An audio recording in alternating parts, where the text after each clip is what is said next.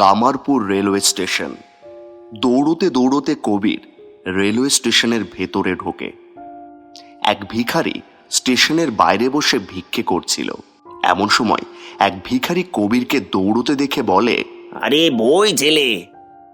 চাচা মাফ করবেন, এখন ভিক্ষা দেওয়ার সময় নেই। ভিক্ষে দেওয়া লাগবে না বাবু। তা এত রাতে যাচ্ছ কোথায়? রাত 12টার ট্রেন মিস করে ফেলেছি চাচা। দৌড়ায় লাভ নেই তো বাছা, ট্রেন মাঝপথে অ্যাক্সিডেন্ট করেছে, ট্রেন তো আজ আর আসবে না। কিন্তু কবির বেশ দূরে চলে যাওয়ায় ভিখারির কথাটা আর শুনতে পায়নি। দৌড়তে দৌড়তে প্ল্যাটফর্মে এসে কোনো ট্রেন দেখতে না পেয়ে হতাশ হয়ে যায় কবির। ধ্যাত, ট্রেনটা মিস হয়ে গেল, এবার বাড়ি যাব কিভাবে?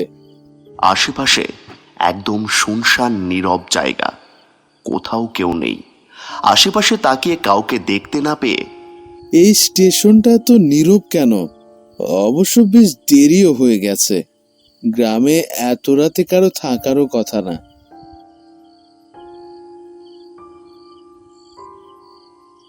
ক্লান্ত হয়ে আশেপাশে তাকিয়ে প্ল্যাটফর্মের একটি বেঞ্চে বসে পড়ে।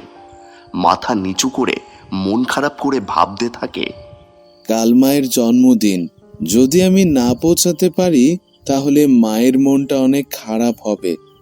এমন সময় ট্রেনের হুইসেল বেজে ওঠে। মাথা উঁচু করে পাশে তাকাতেই দেখতে পাই ট্রেনের আলো সামনের দিকে এগিয়ে আসছে। তাহলে কি ট্রেন আসতে দেরি করলো? যাক বাবা, বাঁচা গেল।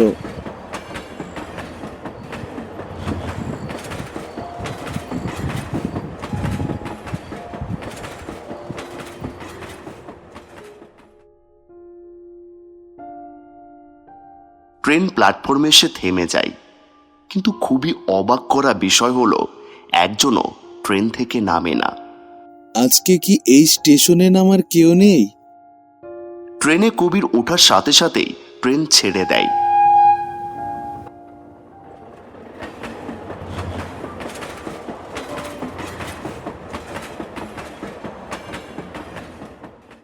কবির নিজের সিট নাম্বার খুঁজে নিজের সিটে বসে পড়ে। যাক বাবা, সিটটা পেয়ে গেছি।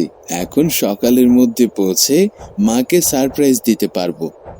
কবিরের হালকা ঘুম পেলে হালকা হেলান দিয়ে কিছুক্ষণ ঘুমিয়ে পড়ে।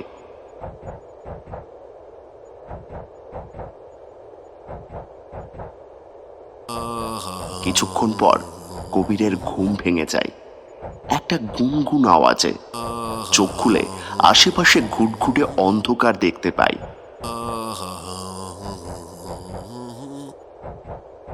কি ব্যাপার, ট্রেনের আলো নিভিয়ে দেওয়া হয়েছে কেন?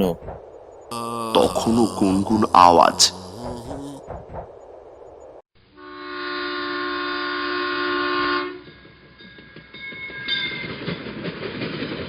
আমার সামনের সিটে কেউ কি আছেন? গুনগুন থেমে গিয়ে,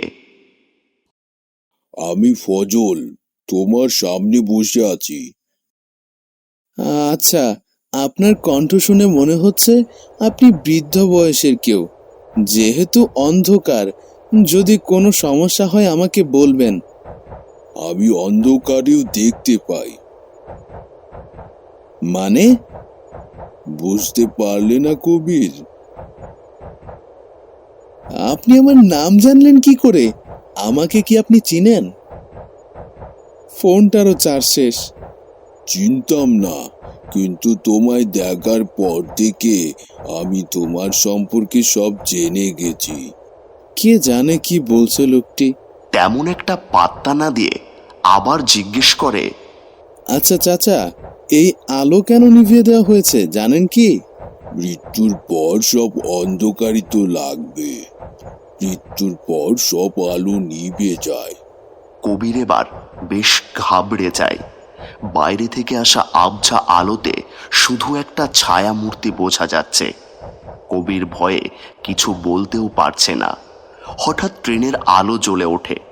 কবির একটু ভরসা পায়, কিন্তু সামনে তাকাতেই দেখে সামনে কেউ নেই।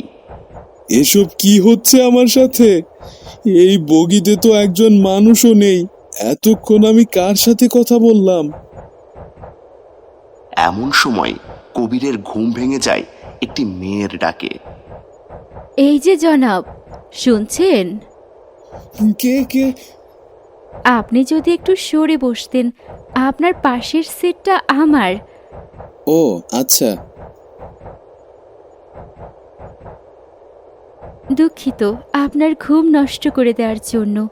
না না, ঠিক আছে, কোনো সমস্যা নেই। কবির জানলা দিয়ে আশেপাশে তাকালে দেখতে পাই শুধু নির্জন ও অন্ধকার।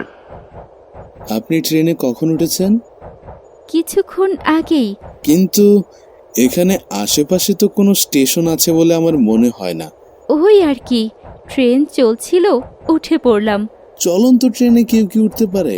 অবাস্তব কথাবার্তা। আপনি কি জানেন আপনি নিজেও অবাস্তবের মধ্য দিয়ে বাড়ি যাচ্ছেন? মানে কি, একটু বুঝিয়ে বলবেন? সময় হলে ঠিকই বুঝতে পারবেন। কবির আর কথা না বাড়িয়ে চুপচাপ বসে আছে। এমন সময় আরো একজন কিছুক্ষণ পর সেই কামরায় আসে আর কবিরের সামনের সিটে এসে বসে। এই বগির বাকি সিটগুলো ফাঁকা, কেমন যেন গুমোট ভাব। পুরো বগিতে এখন মাত্র 3 জন। কবির গান শুনবে বলে ফোনটি বের করতেই দেখতে পাই ফোনে চার্জ নেই। আপনার কাছে একটা জরুরি কল আসার আছে। জরুরি কল? কিন্তু কার কল? আপনার কাছে যে মানুষটার গুরুত্ব সবচেয়ে বেশি, তার। কিন্তু আমার ফোনটা তো সুইচ অফ হয়ে গেছে। আমার কাছে পাওয়ার ব্যাংক আছে, আপনার কি প্রয়োজন? এই লোকটির হাতে একটি বই আছে। বইটির নাম শেষ যাত্রা। কবির উত্তর দিল, হ্যাঁ, দিলে তো মন্দ হয় না, কিন্তু আপনার শার্টে ফোঁটা ফোঁটা রক্ত লেগে আছে কেন? শেষ রাতে ট্রেনে উঠতে গিয়ে জীবন হারিয়েছি তো, তাই। বুঝলাম না ঠিক, জীবন হারিয়েছেন মানে? ছোটবেলা থেকে ভুতুড়ে ট্রেনের গল্প শুনে এসেছি, কোনোভাবে সেই ভুতুড়ে ট্রেনে উঠে পড়িনি তো। হ্যাঁ কবির, আপনি যেটা ভাবছেন, আপনার ভাবনাটা সত্য। ভাবনা সত্য মানে? সত্য মানে আপনি ছোটবেলার গল্প শোনা সেই ভুতুড়ে ট্রেনে উঠে পড়েছেন। এই কথা শোনার পর কবিরের একটু অদ্ভুত লাগতে শুরু করে। আপনি আমার নাম জানলেন কি করে? আপনি কি আমাকে চেনেন, অথবা আপনারা দুজন কি পূর্ব পরিচিত?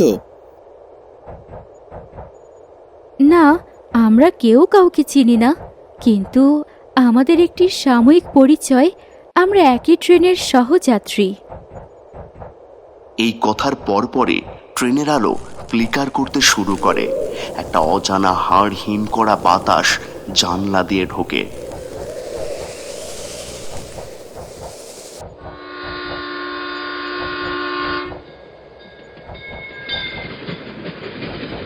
কবির আলো আঁধারির মায়াবী পরিবেশে বগির মধ্যে দেখতে পায় দুটো মানুষের রক্তবর্ণ চোখ। এ আমি কোথায় উঠে পড়লাম? তবে কি আমার মাকে শেষবারের মতো দেখতে পারবো না? কবিরের সামনে ফাতেমা ও শাহিদের বিভৎস চেহারা সদৃশ্যমান হয়। সারা শরীরে ক্ষত চিহ্ন, কাঁটা ছেঁড়া অবস্থা, কিন্তু তারা অসহায় চোখে কবিরের দিকে তাকিয়ে আছে।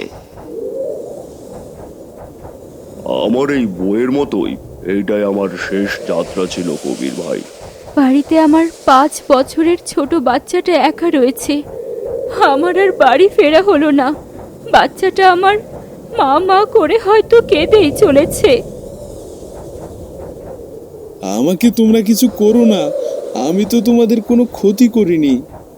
আমরা আপনাকে ঠিক জায়গায় পৌঁছে দেব, আপনি কোনো চিন্তা করবেন না।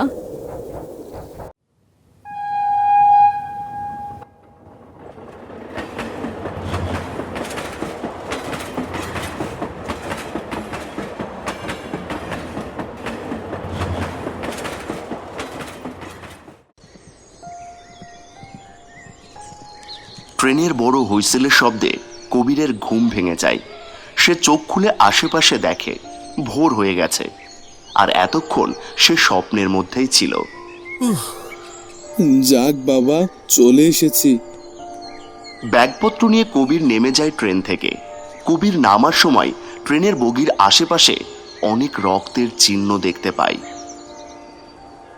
কি সব ভুলভাল দেখছি, ধুর, সারা রাত ঘুমের মধ্যেও কি হাবিজাবি স্বপ্ন দেখলাম। এরপর ট্রেন থেকে নেমে ভোরের দিকে তেমন কাউকে দেখতে পায় না। স্টেশন থেকে বের হয়ে আসে।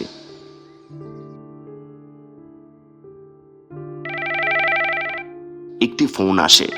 পকেট থেকে ফোনটি বের করে দেখে কবিরের মা ফোন করছে। হ্যালো মা, কেমন আছো তুমি? এই তো, আমি ভালো আছি। তুই কোথায় রে বাবু?